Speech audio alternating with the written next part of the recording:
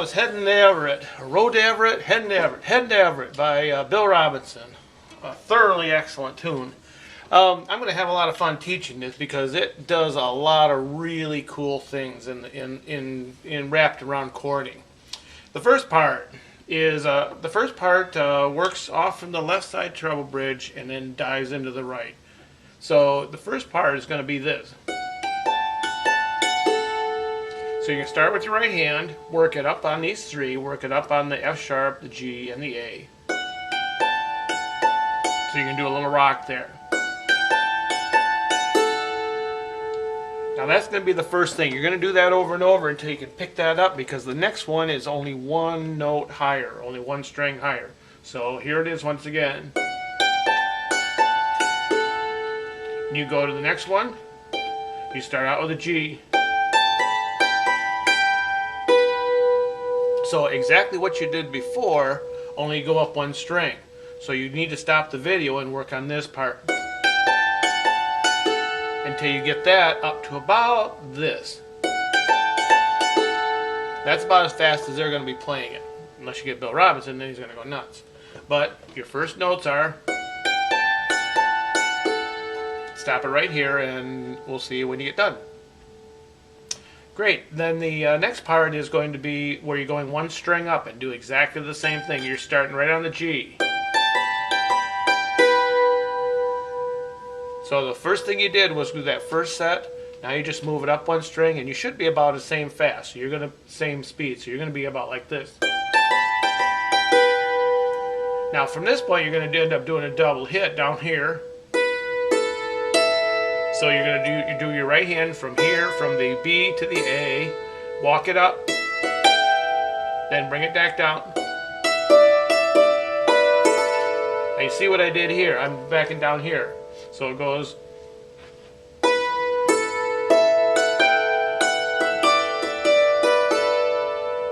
Right hand, walk it up, walk it.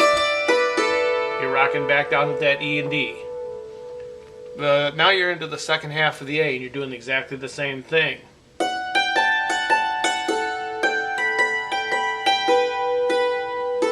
Now I've got that right hand double hammered here. And then you're just back on the E.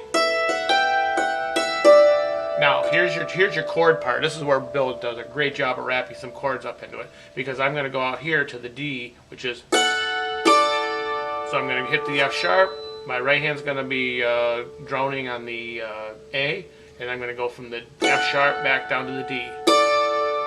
Here's the A part.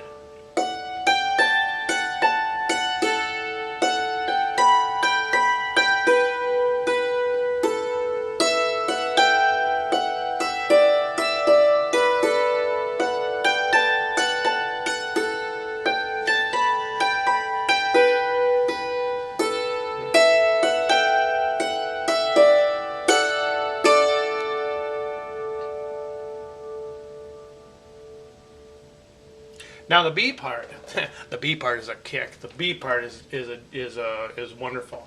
You're going to start out here on the right side on the bass bridge on that D, and what you're going to do is your first phrase is going to be this. That's your first phrase. This one you want to be pretty solid on, because you're going to be moving around quite a bit in the dulcimer. You're really going to pick up a lot of big chords in this, and the way you do that is to kind of keep your eyes focused on one spot and use your peripheral vision. So you're going to hit that you're going to hit that D over here. This is your first phrase. Stop it right here and practice it up a second. The next phrase is really cool, because what you end up doing is you're going to use your left hand down here on the marked bridge on the bass. What? I can't do that. Yes, you can. You can put your left hand over here, back down here onto the G, and what you're going to do is you're going to follow that outhouse chord all the way up. Now we talked about the outhouse chord, which is the two narrow ones here and the big ones here. If you kind of put them together, looks like a box, only with the angled roof.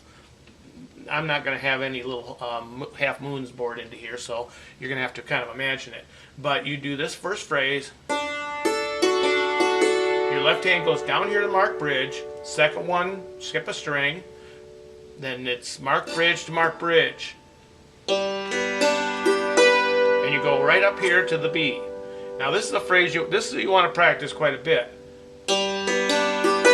Because especially with your dulcimer, especially with the dulcimer on the bass bridge, this one gets real boomy, but some dulcimers have a real advantage in that they don't ring so much or they don't sustain so much in that bass bridge. This is where you can really start to shine with those types of dulcimers. So your phrase is this. Then nice big D chord. Your next phrase is going to be this. This is an A chord right here. This little chippy thing here. This is a third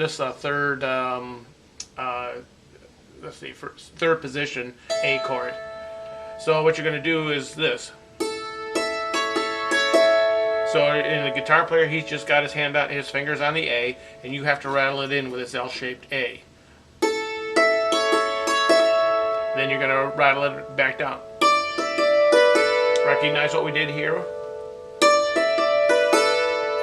Now you go back and do this whole thing, same thing again. See, the cool part about this fiddle tune is you only have to learn really 4 phrases, and it takes care of the whole song. So here's the next one. Big chord. Now you're going to do your A. So walk, chord, chord.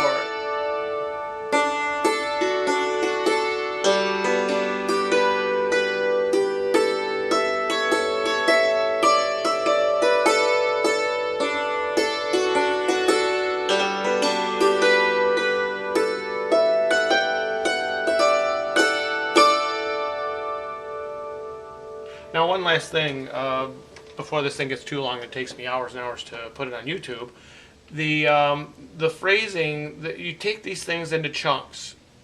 Don't worry about there's some that you haven't been familiar with. This starting with the left hand over here at the G.